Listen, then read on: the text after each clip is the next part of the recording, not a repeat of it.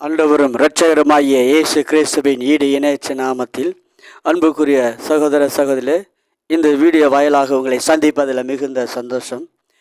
இன்றும் தவக்காலமாக இருக்கிறபடினால் சிலுவையில் ஆண்டவர் கூறிய அந்த நல் வார்த்தைகளை குறித்து நாம் தியானிக்க இருக்கிறோம்.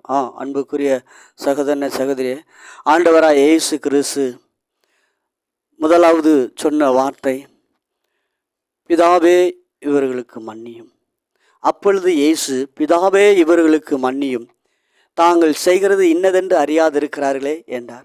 அவருடைய வஸ்திரங்களை அவர்கள் பங்கிட்டு சீட்டு போட்டு கொண்டார்கள். இதை கேட்டுக்கொண்டிருக்கிற அருமையான சகோதர சகோதரியே, இயேசு சிலுவையில் தொங்கிக் கொண்டு இருக்கும் வேளையில் பிதாவே இவர்களை மன்னியும் என்று சொல்கிறார். அன்புக்குரிய சகோதரனே சகோதரியே, பிதாவே இவர்களை மன்னியும் என்று சொல்லுகிறார். மார்க்கு புத்தகத்தில் 2வது அதிகாரம் 10வது வசனத்தில் திமிர்வாதக்காரனை கொண்டு வரும் பொழுது அங்கு ஆண்டவர் சொல்லுகிறார், மகனே உன் பாவங்கள் மன்னிக்கப்பட்டது என்று சொல்லுகிறார். அப்பொழுது அருகில் உள்ள பரிசேயர்களும் சதிசேயர்களும் சொல்லுகிறார்கள், பாவங்களை மன்னிக்க யார்? கடவுளை தவிர வேறொருவரும் அல்ல என்று சொல்கிறார். ஆனால் இந்த இடத்தில் வரும் பொழுது தேவன் சொல்கிறார், பிதாவை நோக்கி, பிதாவே இவருடைய பாவங்களை மன்னியும், அறியாது செய்கிறார்கள் என்று சொல்கிறார். இதை கேட்டுக்கொண்டிருக்கிற அருமையான சகோதரனே, அந்த இடத்துல சொல்லுகிறார், மனுஷகுமாரனுக்கோ அதிகாரம் உண்டு என்று சொல்லுகிறார். பாவங்களை மன்னிக்க, பூமியில பாவங்களை மன்னிக்க மனுஷகுமாரனுக்கு அதிகாரம் உண்டு என்று சொல்லுகிறார். ஆனால் சிலுவையில் தொங்கும் வேளையிலோ ஆண்டவர் சொல்லுகிறார், பிதாவே இவர்கள் பாவங்கள், இவர்கள் செய்கிற காரியம் இன்னதென்று அறியாதிருக்கிறார்கள் என்று சொல்லி இவருடைய பாவங்களை மன்னியும் என்று சொல்கிறார். இதை கேட்டுக்கொண்டிருக்கிற அருமையான சகோதரனே சகோதரியே, ஏன் அந்த இடத்துல பாவங்களை மன்னித்த தேவன் இந்த இடத்துல மன்னிப்புக்காக கதறுகிறாரே? ஏன் என்றால், கிறிஸ்துவு 100% பூமியில் மனிதனாகவே காண்பித்தார், மனிதனைப் போலவே காண்பித்தார். இதை கேட்டுக்கொண்டிருக்கிற அருமையான சகோதரனே சகோதரியே, 100% தன்னை மனிதனாகவே காண்பித்தார். 2வது, தன்னை பின்பற்றுகிறவர்களும் இதையே பின்பற்ற வேண்டும் என்று தேவன் அதை வைத்து விட்டு போயிருக்கிறார். அடிச்சுவடுகளை அவரை பின்பற்றுகிற யாவரும் அந்த அடிச்சுவடுகளை பார்த்து நடக்குவதற்காக இந்த காரியங்களை பிதாவை நோக்கி கூப்பிடுறது, மன்னியும் என்று சொல்வதை அடிச்சுவடாக வைத்திருக்கிறார். ஸ்தேவான் அப்போஸ்தலர் புஸ்தகத்தில் 7வது அதிகாரத்தில் 54வது வசனத்தில் இருந்து 60 வரைக்கும் நாம் வாசிப்போமானால் அங்கு ஸ்தேவானை குறித்து வாசிக்கிறோம். அந்த இடத்துல ஸ்தேவான் சொல்லுகிறான், கல்லை கொண்டு எரிந்து மரண தருவாயில் நின்று கொண்டிருக்கும் வேளையில், பிதாவே இவர்களுக்கு மன்னியும் என்று சொல்லி கதறுகிறான், முழங்கால் படியிட்டு. இந்த அடிச்சுவடுகளை மனிதர்கள் யாவரும் பின்பற்ற வேண்டும் என்பதற்காகவே அவர் இந்த வார்த்தைகளை சிலுவையில் சொல்லுகிறார். இந்த இடத்தில் திமிர்வாதக்காரனை கண்ட தேவன் அவனுடைய பாவங்களை மன்னிக்கப்பட்டது என்று சொன்னவர், அநேக பாவங்கள், ஒரு விபச்சார ஸ்திரீயை கண்ட வேளையில் அவளுடைய பாவங்களையும் மன்னித்த தேவன், முடக்குவாத வியாதியில் இருந்த இந்த மனிதனுடைய வியாதியும் சுகமாக்கின தேவன் சிலுவையில் தொங்கும் பொழுது தன்னை அறைந்த மனிதர்களை பார்த்து சொல்லுகிறார், பிதாவே இவர்களை மன்னியும் என்று சொல்லுகிறார். இதை கேட்டுக்கொண்டிருக்கிற அருமையான சகோதரனே, பூமியில் பாவங்களை மன்னிப்பதற்கு, இந்த இடத்துல பாவங்களை மன்னிப்பதற்கு மனிதனுக்கு அதிகாரம் இல்லை. எல்லாம் தேவனிடத்தில் இருப்பதை காண்பிப்பதற்காகவே இந்த தேவன் தன்னையும் மனிதனாகவே காண்பித்தார். பிலிப்பு கேட்கிறான், ஆண்டவரே பிதாவை எங்களுக்கு காண்பியும் என்று கேட்கிறான்.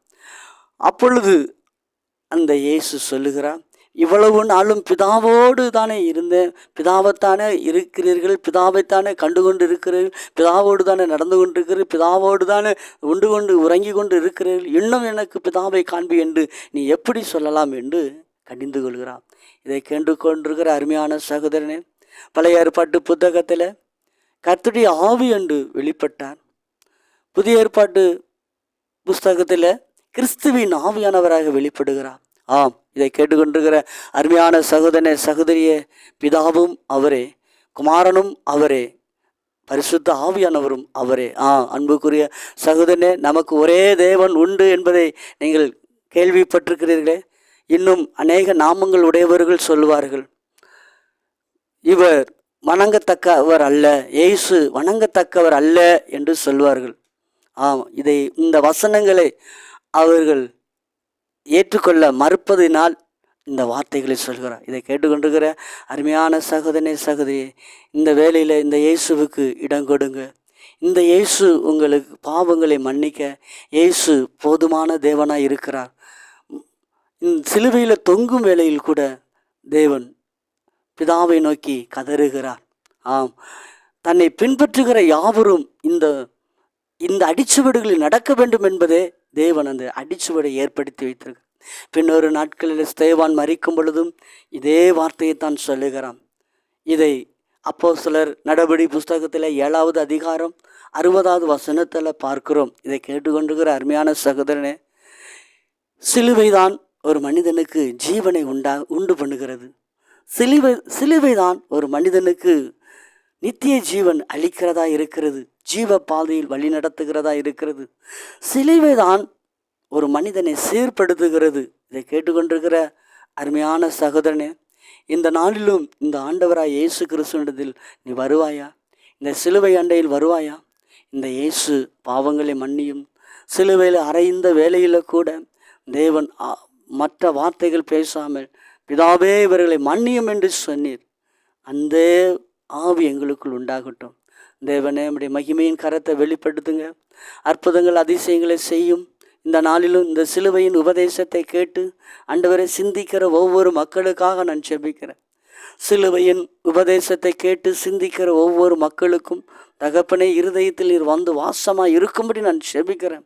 நம்முடைய மகிமையின் கரம் வெளிப்படும்படியாக, கல்வாரி கரம் வெளிப்படும்படி, இன்னும் சிலுவை அண்டையில் நான் கடினமான இருதயங்கள் உடைக்கப்படும்படி நான் ஜெபிக்கிறேன். பெரிய காரியங்களை செய்யுங்க இயேசுவே. இப்படி நாமத்தை ஸ்தோத்திரிக்கிறேன். துதிகளில் மத்தியில் வாசம் பண்ணுகிறவர அற்புதமான தேவனே, உமக்கு நன்றி. இதனாலும் தேவ மகிமை கடந்து வரும்படி நான் ஜெபிக்கிறேன். அற்புதங்களை செய்யும் இயேசு கிறிஸ்து நாமத்தில் ஜெபிக்கிற நல்ல பிதாவே. ஆம். அன்புக்குரிய சகோதர சகோதரியே, சிலுவையை குறித்தே நாம் தியானித்திருக்கிறோம். சிலுவையை குறித்தே தியானித்து கொண்டு வருகிறோம். சிலுவைதான் ஒரு மனிதனை சிந்திக்க வைக்கிறதா இருக்கிறது. சிலுவைதான் ஒரு மனிதனை சீர்படுத்தக்கூடியதாக இருக்கிறது. இதை கேட்டுக்கொண்டிருக்கிற அருமையான சகோதரனே சகோதரியே, இந்த நாளிலும் இந்த சிலுவைக்கு இடம் கொடுப்பாயா? இந்த இயேசு உனக்குள் பிரவேசிக்கட்டும். இயேசுவின் நாமத்தில் பிதாவே.